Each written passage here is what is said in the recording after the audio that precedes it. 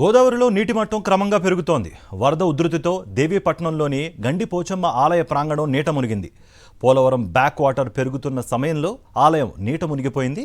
ఎగువ ప్రాంతంలో వర్షాలు భారీగా కురవడంతో కొండవాగుల్లో ప్రవాహం ఉధృతంగా ఉంది. ఈ నీరంతా గోదావరిలోకి వస్తోంది. దీంతో నీటి మట్టం మరింత పెరుగుతోంది. మరోవైపు గోదావరిలో వరద నీరు పెరగడంతో పాపికొండలకు వెళ్లే టూరిస్ట్ బోట్లను నిలిపివేశారు.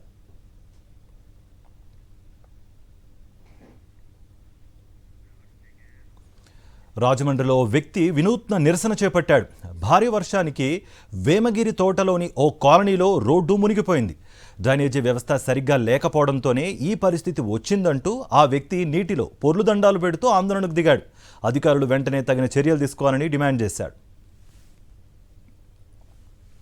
మా వేమగిరి తోటలో డ్రైనేజీ వ్యవస్థ ఎంత దారుణంగా ఉందో చూడండి. ఇటువంటి డ్రైనేజీ వ్యవస్థతో జనం అందరూ ఎన్నో రోగాలు పడి ఎంతో మంది మరణిస్తున్నారు. అయినా సరే అధికారులు పట్టించుకోవట్లేదు. ఇదిగో ఇది డ్రైనేజీ. ఈ వ్యవస్థ ఎంత దారుణంగా ఉంటే మా ఊర్లో ప్రజలు ఎలా బ్రతకాలి, ఎలా జీవించాలి?